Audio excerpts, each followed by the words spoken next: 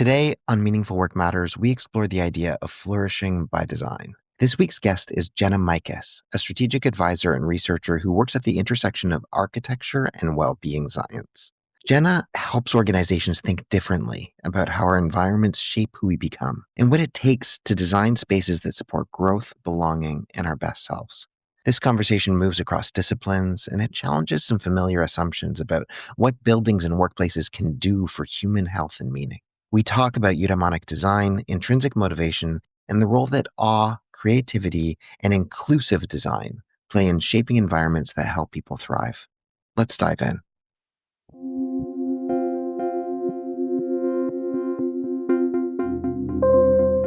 Welcome to the Meaningful Work Matters podcast. I'm your host, Andrew Soren, founder of Eudaimonic by Design.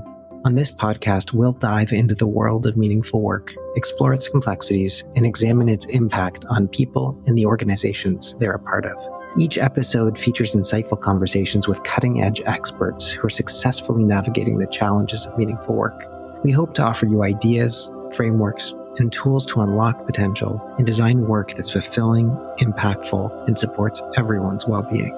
Subscribe or follow us now, and let's make meaningful work matter.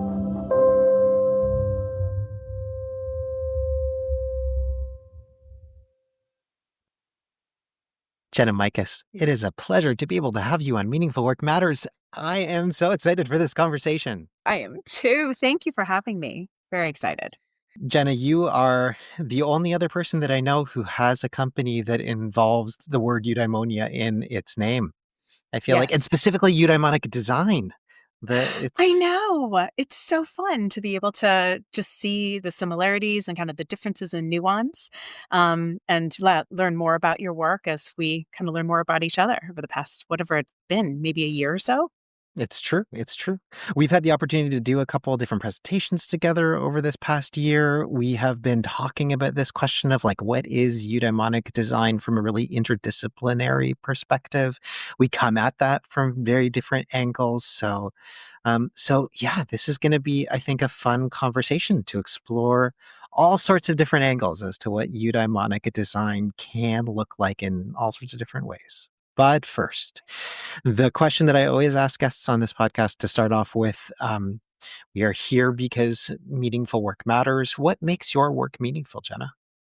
Oh, wow. A lot of different things. It's being able to bring together different ideas in different ways, really embracing that bridging professional terminology and finding a balance of academic rigor and industry pragmatism, bringing new knowledge to different disciplines, trying to make connections, not just in connection of ideas, but connecting individuals and having a network, and really just catalyzing community and connection and curiosity. So for me, a lot of meaning comes from curiosity. That love of learning runs deep in me. We joke I go to school every 10 years. My poor husband has been warned that medical doctor might be next, but no, I think we're going to rein it in. But I think it's so interesting to be able to incorporate more nuance as we develop over time. And that's what keeps work interesting. It's what keeps it purposeful and hopefully keeps everything meaningful, not only the work that we do, but, kind of the engagement with people too. Growth is a big part of what eudaimonia is all about. Yes, so true. And maybe you can tell our listeners a little bit more about you, what you do, what work means. Yeah. So for me, work is very varied at the moment. I'm wearing a lot of different hats, primarily because of those different interests. So my background is a little bit unusual. I started doing strategy consulting out of engineering school over 20 years ago after I studied at Johns Hopkins, and ended up being near DC, fell into consulting for the government. And because I was an engineer by training, that meant IT. Technology consulting, of course, just logically. And it was IT kind of mixed with change management. I was always on offer to the other group. So if I was with IT, I was on loan to the change management group and vice versa. And so I was always kind of bridging that connection, essentially doing digital transformation before it had a name. And I eventually took that work to the Australian Tax Office, and I was there to do a recruitment and retention strategy. And the building that I was in was more interesting than the work that I was there to do. And I was really just lit up by the proper zoning and the daylighting and the composting and the sustainable lifestyle. It was just so much in 2009 that you weren't seeing elsewhere. And I said, I love consulting, I love strategy, but I want to do it in like a market sector that I'm really passionate about. And I had always understood blueprints since I was a kid. It did kind of weave into the engineering side of my background, but I had always been a very artsy engineer, essentially doing almost architecture, even though architecture wasn't on offer at Hopkins. So I was doing art history and business as minors along with mechanical engineering. So it was kind of logical that I went that path. But I didn't want to start from scratch to become a full architect and go back to become like this MArch master's student that would take years to become that architect stance. So I decided to do a very intentional master's of science that was at an architecture school in London. It was 1 year, and it was all about how you could retrofit buildings or build new ones to require less energy. And I thought that was great from a sustainability point of view. But around the same time, there was a woman named Catherine Janda who had written a paper that said, buildings don't use energy, people do. And so it really uplifted the people aspect of, kind of going back to that change management history, and incorporating that occupant behavior into strategy, which is often forgotten. So from then on, I really got into how we could have human building interaction before that became a formalized term and do smart sustainable strategy so that we could see how we could design buildings so that they could be better. We could offer a layer of technology to engage occupants and allow for feedback loops within that technology so we could actually ask occupants what they wanted and make their conditions better and have better experiences as a consequence. And so that was what I did kind of for the second decade of my career, which was very rewarding and interesting and challenging. I worked a lot with Silicon Valley clients in Toronto, New York, DC. But after a while, it got a little too technified, and technology as a panacea approach to life for me.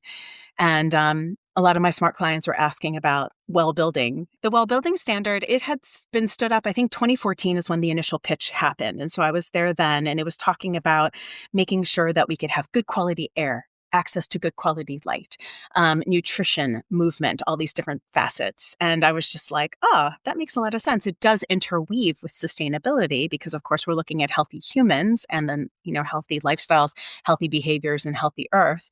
And it just seemed like the way of the future. And it wasn't just doing LEED or BREEAM or one of those other kind of green building certifications.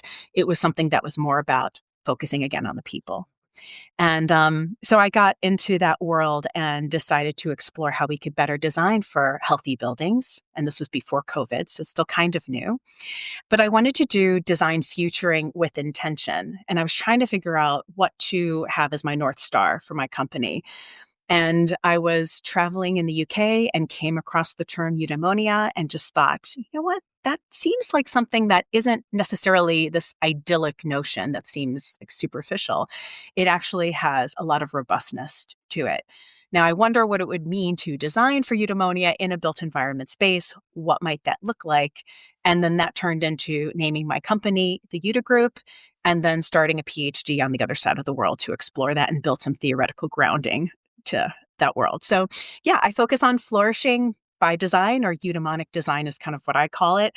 And that takes on a lot of different facets. So that's a lot of background, probably way more than you wanted with that No, question. I love it. It's so great. And of course it ties into this fact that this work is so interdisciplinary. Like it's so hard to pigeonhole us into any one specific category. And I feel like that is something that maybe makes us so much stronger. I mean, I Mm. I think that it's something that you and I really share. I mean, my background, I have theater and I have, philanthropy and I have marketing and I have talent management and HR practice and culture and organizational design and development and coaching and facilitation and all of these different and positive psychology, these things that layer on top of one another into what I think eudaimonic design is, but there's no course that I could ever take in eudaimonic design. We kind of are in some ways a reality sprung from this interdisciplinarity. Yes, it's so true. And I think the most interesting people bring these different ideas together. And there isn't really a natural education or career path to allow for people like us. You kind of need to circuitously find your way. And while I think that that is kind of poetic and sometimes a little necessary, it's like that take on flourishing. You require a little bit of the manure to have really rich soil sort of perspectives. Hmm. I think we can make it a little bit easier for the future generations. And I'm doing a little work in that vein right now in terms of curriculum and pedagogy so that we can curate conditions for creative engineers like I am and was. But I was such an oddity, like 20 some years ago when I was at Hopkins, it was bizarre that I was still playing piano, dancing, singing in groups, but then going to my Mechie lab and, doing hardcore Mechie design work. But what's so funny is that ironically now there is literally the woman who wrote Your Brain on Art, Susan Maximin, along with Ivy Ross. Susan leads a lab that's called the Art and Mind Lab at Hopkins. And it's just like poetically come full circle. And neuroaesthetics is really being formally embraced and studied there. And it's like, this is the way of the future. In order to solve wicked problems, we're going to need people like us who in the past were seen as confused, maybe, superficially across disciplines. But I think that there is a depth and breadth that can be attained. And, that we're going to be the people who are probably going to connect those disciplines, worlds, and people to be Hmm. able to further some of that work and research.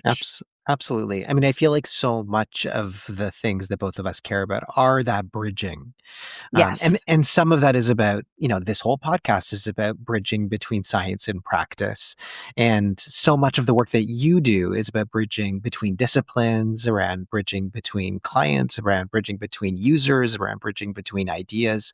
There's so much that's really beautiful. But maybe let's try to unpack what you mean by eudaimonic design. Let's just start there. What came out of the PhD is probably the Yeah. easiest way to begin. Okay. So, my goal was to look at how you could design built environments for flourishing.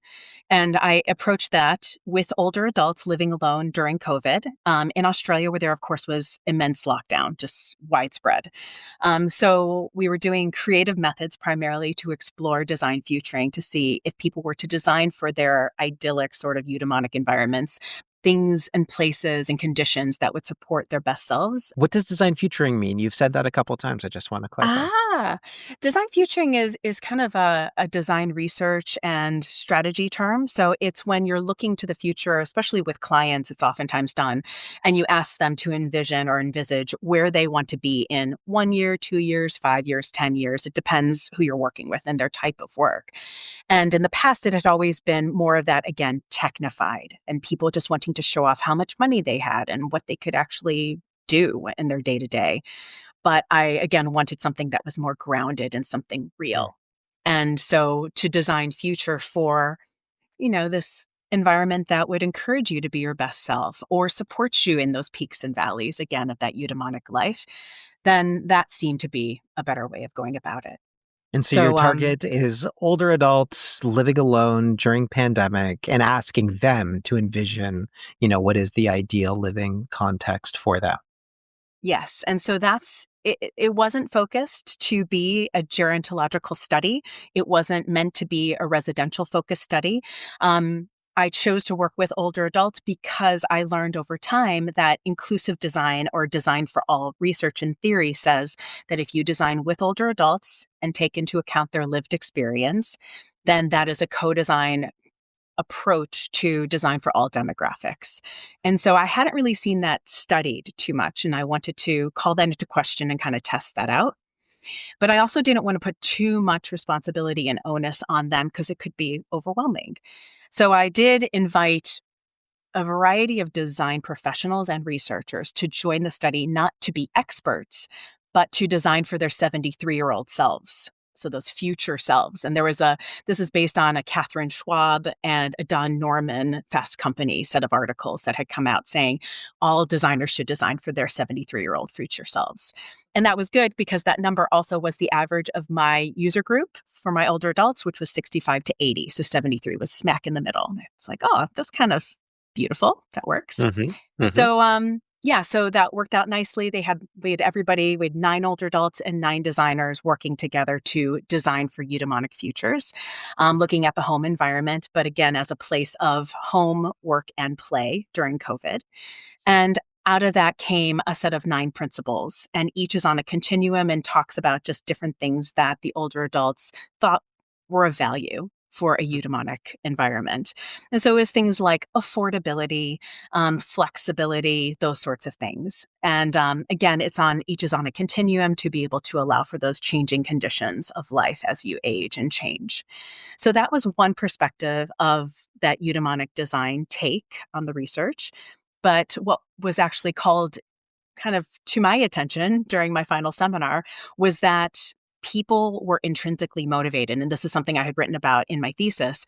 They were coming to me saying, oh, they signed up for all these different things. They were going to take a class, or they finally cleaned up this bedroom that had been filled with tax documents, or they reached out to their child who they hadn't talked to in a while, and the child offered to bring some plants because they wanted some more biophilia in the home.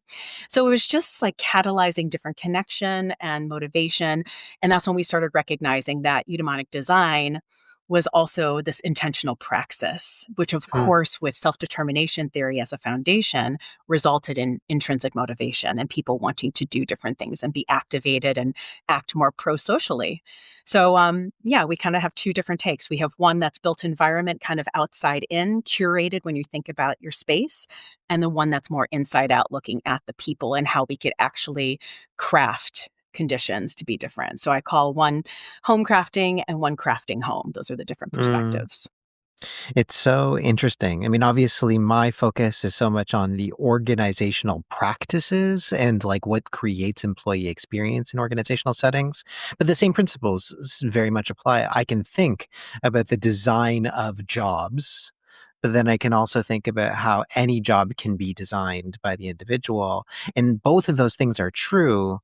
Both of those things are necessary to be able to create the context where eudaimonia is possible for everybody, but also from the individual. So this outside looking in and then this inside looking out perspective is is another bridge that seems really important within this work.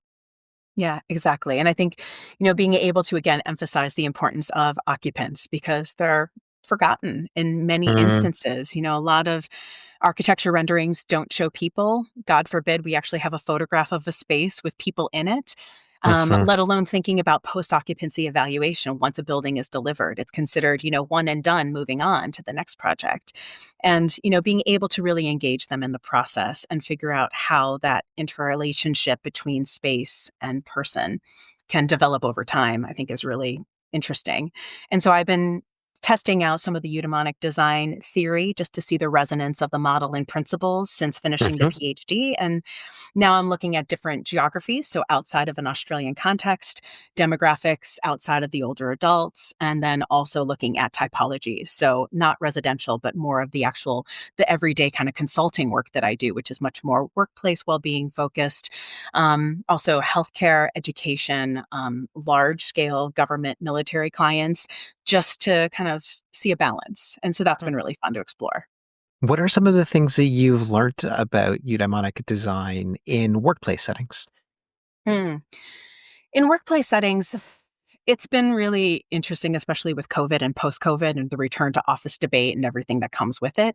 I think that emphasis on autonomy and competence and relatedness, if we're looking at self determination theory in particular, there's so much resonance. And like you, I also really get involved in a lot of the organizational design elements too, because you can't have one without the other. And that's actually another thing that the well building standard did really well too, was that it wasn't just talking to the engineers or the architects or even the facility managers, which was new then. It was involving all these different groups, including HR. So, in order for us to actually have something that's more of a strategy to impose, we need to make sure that we have somebody who can actually speak with, on behalf of, et cetera, the people, and have that perspective really presented properly. So I tend to layer the spatial, digital, and organizational pieces together. But then, yeah, if I were to say anything, it's going to be that aspect of autonomy and choice, giving people the options so that they not only can choose what's appropriate for the task that they're working on at the moment, but it's also such an inclusive approach to realizing environments. So you have neuro-inclusivity, intergenerational preferences, everything else accommodated if you offer a variety of options that people could choose when they want to use that sort of space. Can you say a little bit more about inclusive design or design for all? I think it's such an interesting notion and how you relate that to eudaimonia. Yeah, so I knew nothing about it when I first started my PhD. That was early 2019, and we actually went to a Design for All event that was hosted by my eventual principal supervisor, who did not become that until about a year and a half later. But we went because my husband was looking for a job when we relocated to Australia. And he does work with people with disabilities, finding jobs, developing connections, et cetera. And this seemed like a good community to connect with because it is oftentimes depicted more in disability study literature. And that's really kind of where a lot of that nuance is interrogated most. But when I went to some of these events, I put kind of my strategy hat on and started recognizing that if we design with these groups, that's a means of designing for a variety of demographics. Why aren't we doing this more? It makes perfect sense. So, yeah, I ended up staying for the entire week, and I was just really driven by a lot of the different terms and ideas. And um, so I mentioned that woman who became my supervisor later, Janice Rieger is her name. And then even another person who had been a visiting scholar at the time from Belgium, Yasmin Hersen, she's now a co-editor on a book that we're doing. We actually just signed a contract this week for a book that we're doing with my Flourishing by Design group. So that Awesome. was really poetic and fun. And yeah, in with inclusive environments, there's been so much discussion about neuro-inclusive approaches and how we can design for neurodivergence. And a lot of people are just throwing around these different perspectives of, kind of one silo take versus another, and something that's just a little bit short-sighted. But, it all comes down to, again, designing with and making sure that we're accommodating different options for people. And then a lot of the work that I've done over the past couple of years, I've started recognizing that I'm very sensory sensitive. And part of that was definitely exacerbated living in Brisbane, which you just experienced in IPA. Lots of sun, lots of extreme conditions. So I would get migraines wondering why and where this is coming from. Oh, it's the extreme sun exposure. It's, Mm. the loud noises of construction. So I'm able to kind of weave that in as well, knowing that, I have some sensory sensitivity. Or basically, if I'm thinking about myself, I'm one of those edge demographics, and that's something that might be able to feed into some of my work as well. So, yeah, inclusive environments just means how can we design it for as many people as possible so that they feel comfortable, they feel welcome. There's a dignified air to the space, and people just don't feel excluded, which unfortunately a lot of environments, do kind of have that feel to them. There's this question I think that I've been thinking about, which is one of the reasons why I ask you about it, which is the relationship between specifically eudaimonic well-being and creating diverse or inclusive spaces in general, and Mhm. inclusive spaces in all sorts of domains and capacities. But it's always seemed to me that eudaimonic well-being and things like diversity, equity, and inclusion are really two sides of the same coin, because eudaimonia itself is so contextual, it's so individual. Like you talked about like the intentional praxis of what eudaimonia is, and I think that at the end of the day, because of the fact that eudaimonia, or even what Aristotle might describe as kind of like the virtue ethics element of it, is all about what is important for the individual and how does that individual come to potentiate themselves. If we don't ultimately think about that individual, if we don't think about the human being, if we don't think about their unique needs, their unique context, the people who they are surrounded with, the lived environments that they need to be able to contend with. If we don't think about those things intentionally, we can't actually help someone potentiate themselves. That's so core to what eudaimonic design is actually all about. Exactly. And I love how you kind of depict eudaimonia too as that oak tree within the acorn. Mm. I think that there's so much truth to that, to look at potential and being able to foster that growth. And any other kind of poetic alignment that we can have to having something that's just nurtured. Because we oftentimes talk about nature versus nurture. We also recognize that we spend over 90% of our lifetimes in buildings. COVID did at least provide a little bit of awareness to people, understanding the importance of environments, having them be healthy. Hopefully, not just something that we're thinking about pathogenically, but also salutogenically, which is basically looking at more about furthering positive health. And so this definitely interweaves into that discussion too, is how can we actually have health and have physical, mental, and social needs of health realized and satisfied and met. But then also, how can we go beyond that to have that best self realization? So it becomes about experience. And there's been a lot of great discussion now about awe, wonder, those sorts of aspects of flourishing.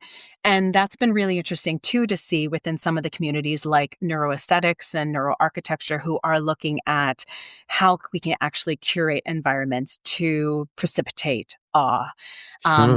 And we think about sacred architecture. There's a lot of places like you go to a church and like the Sagrada Familia we always talk about with Gaudi and the complexity of the ceiling and all these different things that had been done in the past, but we really didn't work through all the fractal pattern understanding to know why that resonated with us, on a brain, mind, body level.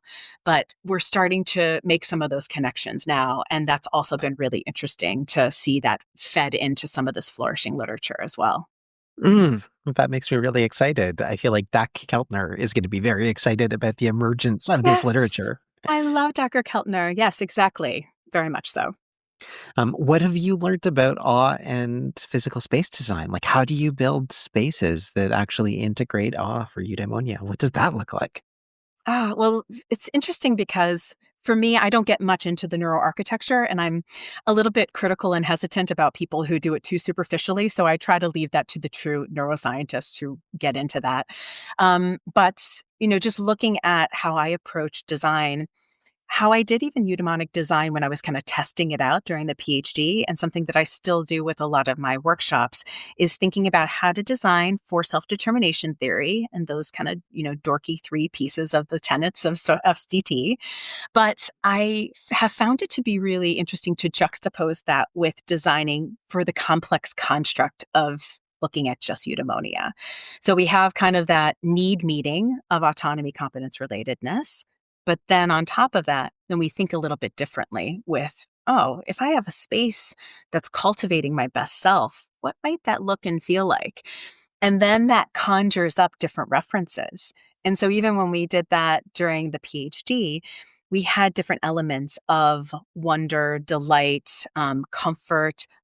I liked light. Light is very huge for Australians. So making sure that you have proper sunlight access and daylight was really big. Really, it became about the sensory and the ineffable.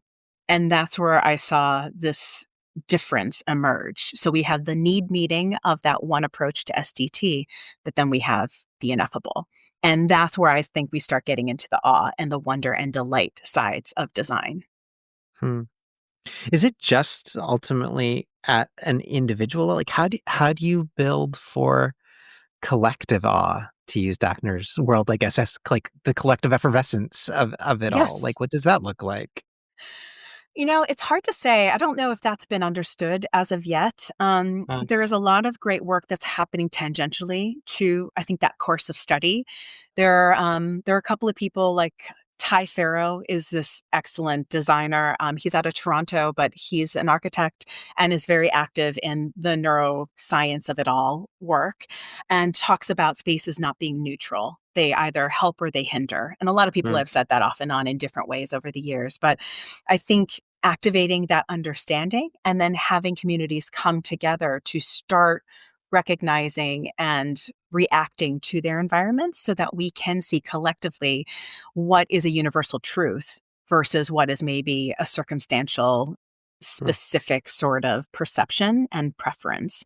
That's something I think is still kind of being worked out. And a lot of the brain study work is helping to have that conversation, but I think it is still being kept to the brain because that's easier to study and isolate. We still don't know enough about that mind, even difference between mind versus brain, let alone the body. So I think that's going to be an ongoing course of study for quite some time.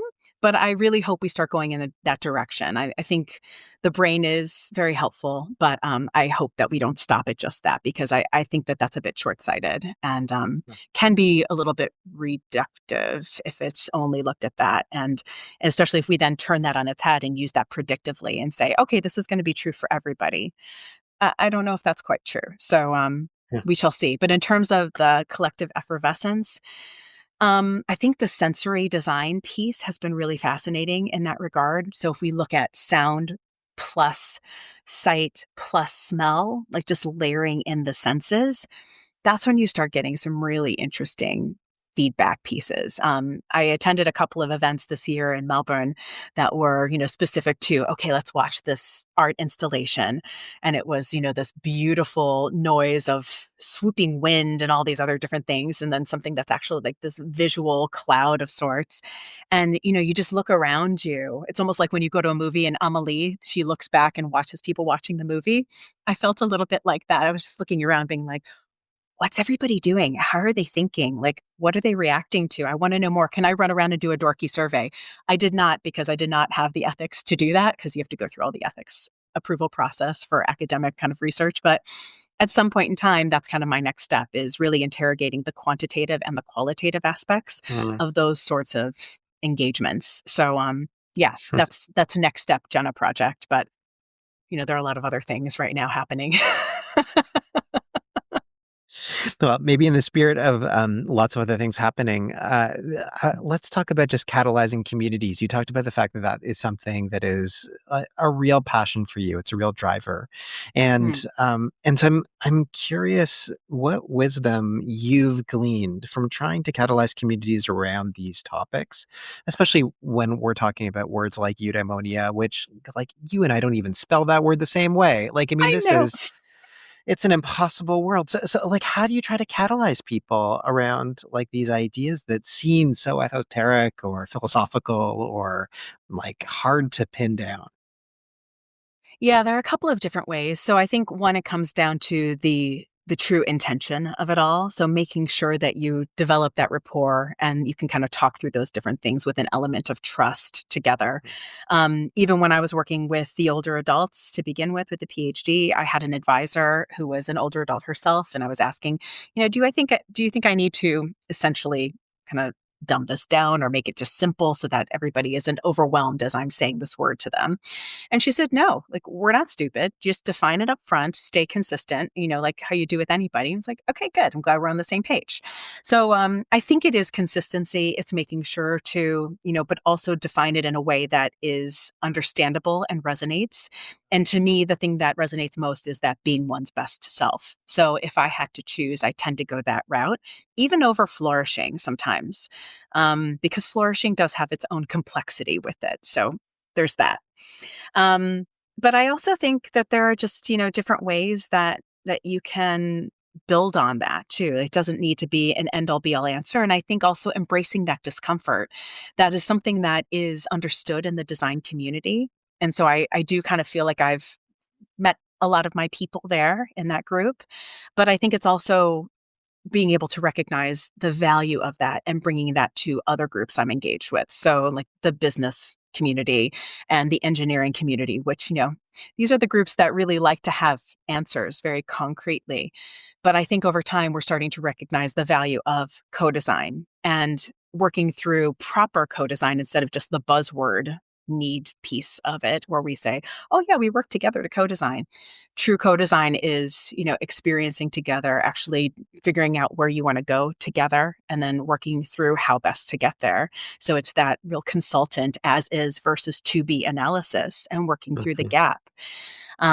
So I think it is just, little by little understanding that we may not know everything. It's not about perfection. It's about, how we can kind of work in very legitimate ways with intention and having mutual inspiration as a consequence. And I really like that. The mutual inspiration has been huge. And having eudaimonia as a goal, but also kind of a journey supportive means has Mm. also been really profound and something that I found really resonates with people. Because, like we found with the PhD, it was Eudaimonic design wasn't just about the end result, it was about the intentionality of the praxis, and therefore, the destination as well as the journey, to kind of go back to Aristotle perspectives.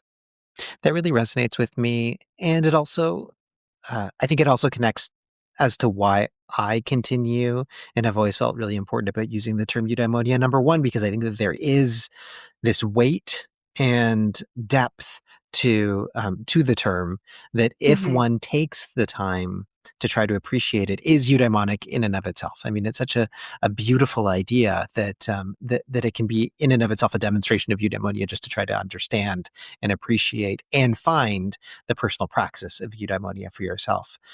But it's also this vessel that can be Mm. filled by whatever somebody decides that eudaimonia is going to be for themselves. And that's what I love so much about the way that you conceptualize eudaimonia in the future self. It is so much. I mean, this idea of, you is good, daimon is spirit. This idea that within all of us is a good spirit just yearning to be brought forth, but it takes us trying to figure out what the good spirit is. So there is this important work of being able to fill that vessel with whatever it is eudaimonia is for you. That's also a beautiful thing that brings people together. It is a very virtuous act, just trying to think about what eudaimonia might mean. Yeah, it's very true. And I think, even we were talking a little bit about exploring the creativity and, also understanding some of that aspect of it may not be this concrete answer of, black and white. It is kind of living in that gray intermixed area sometimes. And for me, it's about appreciating the art and the science of design and recognizing the need for uncertainty and embracing some of that. And in fact, right now I'm in Bath in the UK, and I'm working specifically with a few different people, one of whom is a professor of imagination. And Ooh, we're exploring, right? Isn't that the most amazing title ever? so amazing. I know. I love it. And she's fantastic too. And, really intentionally trying to figure out how we can design better for pedagogy and different educational experiences so that people can feel activated and motivated and also be connected to each other and maybe individually themselves deeper and also to nature. So it is kind of a mechanism to have interconnectedness as well, which is huge. Mm. Wow, Jenna, what a conversation. If people want to learn more about you, about your work, about any of your writing, where would you point them?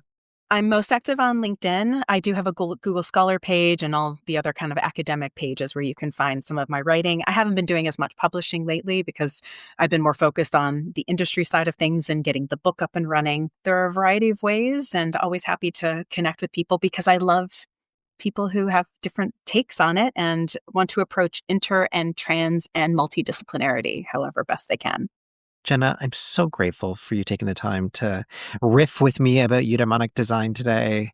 Thank you. And I really appreciate just everything that you've been able to teach me too with your background and psychological richness and all these other different perspectives over the past year. I mean, I feel like we've learned a lot individually and together. So it is a process and that's fun. Sure have. Here's to more adventures.